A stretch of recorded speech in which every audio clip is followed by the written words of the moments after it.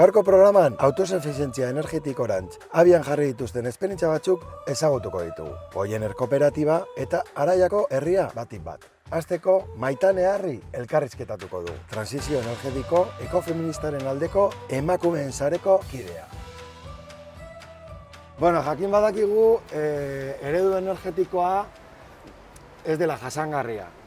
Baina zergaitik, zehazki, teorikoki zergaitik.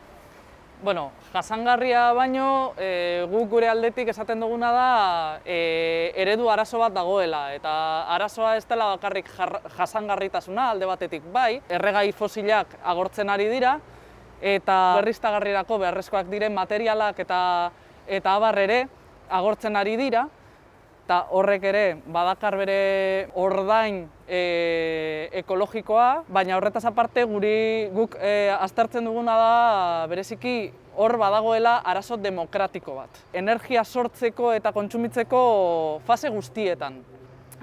Plangintza, erausketa, generazioa, garraioa, kontsumoa eta hondakinak. Prozesu guztian arazo demokratikoak daude. Eta arazo horiek batez ere dira indarkeriak, inekitatea eta parte hartze falta. Hor badaukagu adibidez erausketaren fasean espolioa, militarizazioa, izan dezakegu migrazio bortxatuak, kontsumoaren aldetik adibidez baditugu pobrezia energetikoa, energia ezin eskuratzea, badaukagu adibidez berotzeko edo sukaldatzeko erregai kutsagarriak erabiltzea. Horrek danak osasunerako dakarren ordainarekin, eta kaltearekin.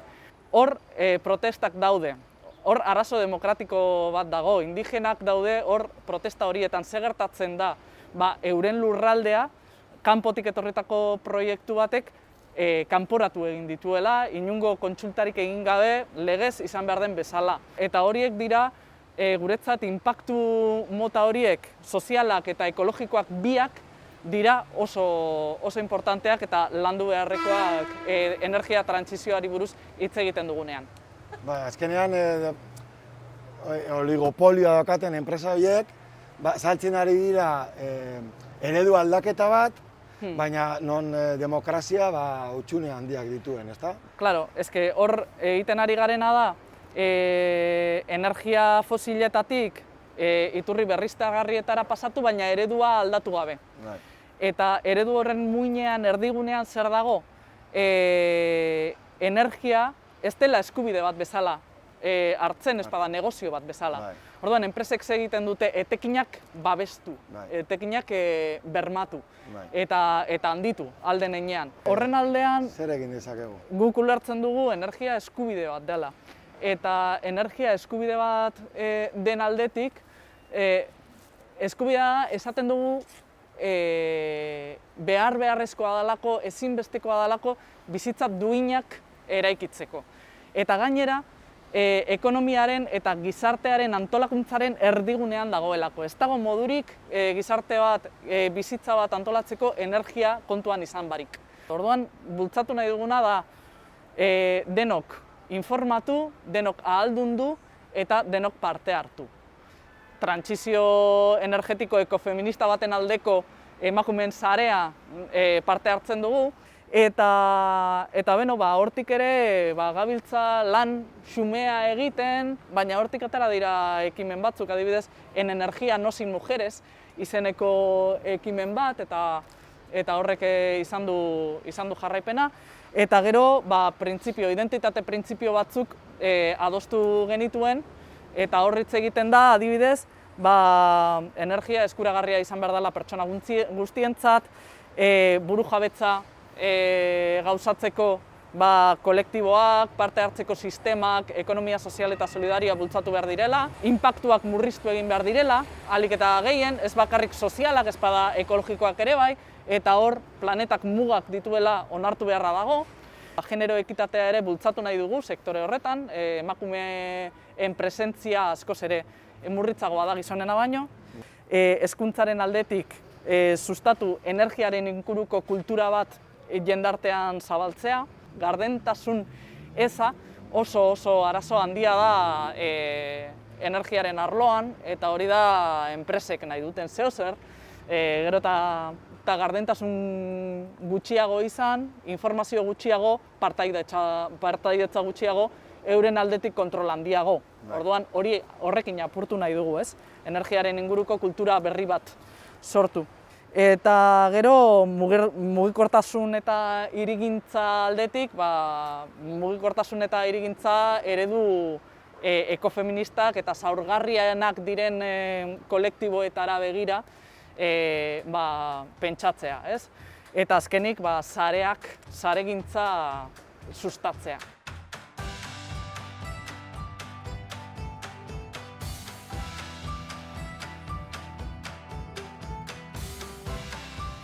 Estamos con Txelo Otmendi, alcaldesa de Asparrena. Estamos en Araya. A nivel municipal, hace años ya que empezasteis con pequeños proyectos pues, hacia esa autosuficiencia energética. Yo creo que se puede remontar al 2002, más o menos, cuando se empezó con la recuperación de la central hidroeléctrica, que antes había sido una central que servía para dar energía a la siderurgia que hubo aquí en el pueblo, y luego estuvo tiempo sin utilizarse y bueno, entonces el pueblo pensó, ojo, esto que ha servido para dar energía a una fábrica, pues ¿por qué no para el pueblo, no? Se iniciaron unos trámites, se recuperó y en el momento en que se amortizó se vio que esos propios ingresos que había de la central se podrían utilizar precisamente en otros proyectos también relacionados con las energías limpias y con los recursos naturales. Se hizo un polideportivo en el año 2010 en el que ya se puso como fuente de energía la geotermia, pero tenemos que analizar también el tema del consumo, porque también, bueno, estamos ahora en esa fase un poco también, ¿no? de analizar los consumos que la geotermia tiene. Y luego también hay otra caldera de biomasa. Bueno, aquí en Araba los montes son públicos y eso propicia también que la gestión sobre la masa forestal bueno, pues nos pueda dar el recurso de aprovechar madera para generar astilla, para hacer astilla y para poner en marcha bueno, pues la caldera de biomasa que ahora mismo da por un sistema de string heating, da calor a la escuela pública, al centro de salud, al ambulatorio y a la cultura etxea. En cuanto al tema de electricidad, alumbrado público... Sí, bueno, ahí se ha hecho el cambio de alumbrado público de todos los pueblos del ayuntamiento y de Araya también, y de la zona industrial. Luego hemos puesto un punto de recarga para vehículos híbridos o eléctricos, esto enfocado un poco más hacia la población, hacia la concienciación de la población. Y ahora estamos con un proyecto bueno, que se está acabando también ya, de las placas fotovoltaicas en la estación depuradora de aguas residuales. Porque uno de los consumos mayores que tiene el ayuntamiento es la depuración de las aguas. Veíamos que se podía mejorar, pues bueno, se hizo un estudio, se vio que la inversión podía ser rentable y en ello estamos ahora mismo. Toda la generación eléctrica, ¿qué se hace? ¿Se vende a la red? Ahora mismo se vende a la red. Ya sabéis que hasta hace poco tiempo no había más remedio, pero ahora estamos pensando. Nosotros aquí tenemos el problema de que la central hay meses que tiene que estar parada, como ha sido este año, que ha estado parada desde junio, pues porque no ha habido lluvias, nieves. Ahora estamos haciendo un estudio con Goyener para ver para ver un poco cómo la posibilidad, o bien de acumular o de hacer una especie también como de compraventa entre la propia central y en vez de venderlo a la red, como se vende ahora, pues sí, tipo bolsa, ¿no? Que podamos ser autoconsumidores. Pero claro, también necesitamos cuando no se genera, entonces ahí está un poco el tipo de contrato que tenemos que hacer. Bueno, el siguiente reto, los siguientes retos que tenéis así más inmediatos. Bueno, como reto general, ir caminando hacia la soberanía energética, porque somos conscientes de que donde vivimos tenemos recursos naturales, de los que siempre hemos vivido, pero que también los tenemos que cuidar, eso está claro.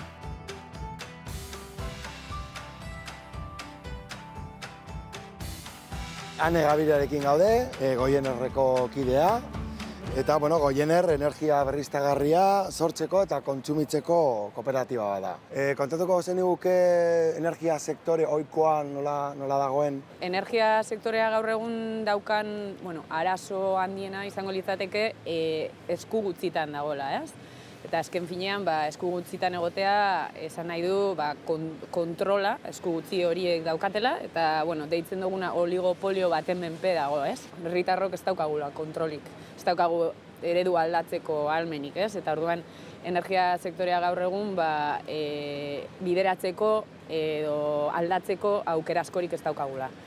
Orduan, eredu hori gaur egun petrolioaren oinarrituta dago, horrek esan nahi du, inguru giroan inpaktu bat daukagula, ez? Hori aldatu beharra daukagu. Eta mugatua da, azken finean. Azken finean mugatua da, ez daukagu ezagutzarik, hori oso garrantzitsua bebai da. Azken finean, beraiek kontrola edukitzea, esan nahi du jakintza eta ezagutza hori beraiek daukatela. Eta gu gelditzen garela ezagutza barik eta inolako aldaketa lortu ezinik, ez? Eta hori aldatu beharra dagoela ikusten dugu Goienerretik. Eta Goienerretik zelako zerbitzua da, zer egiten duzue, azken finean? Goienerrek egiten duena da masa soziala bildu, azken finean jendea batu, eraldaketa horreri aurrera pausuak emoteko, ez? Eta hori egiten dago Goienerrek. Eta nola egiten du hori, Goienerrek ditu 3 zutabe, bata da merkaturatzea edo guk etxean daukagun elektrizitatea Goienerrekin egin ahal izatea. Gero beste aldetik orain dela urte eta piko hasi garen sorkuntza proiektuak, guk sortzen dugu energia hori, Euskal Herri mailan. Eta 3. zutabea da elkartea. Bolondresak, ni bezalako bolondresak, kooperatiboko kidegiak garenok, parte hartu ahal izatea erabakietan, azkenean sistema parte hartzaile bat da, eta horrepe bai, zutabe horrepe bai, Goienerreko oso zutabe garrantzitsu bada, ez? Eta horiek zutabeak kontutan hartuz, Goienerrek egiten duena da, sistema hori aldatzeko pausuak eman, era desberdinetara. Azken finean, oso garrantzitsua den sorkuntza proiektu hori daukagu gaur egun, subiranotasuna ematen diguna, ez? Azkenean, guk bebai ulertu dezakegu nondik datorren energia zelako kostua daukan, eta herritarroi ezagutza hori ematea. Hor funtsa hor dago, ez? Autogestio horretan, ez? Hori da, autosuficiente, ez? Izatea azken finean, eta hori da helburua. Gaur egun 2% lortu dugu 2% izatea autosuficiente, nahikotxoa dela, baina ideia da 100% autosuficiente izatea. Eta azkenean, esan duzu 2% hori ari zaretela produzitzen, eta goraka, eta beste guzti hori nondik...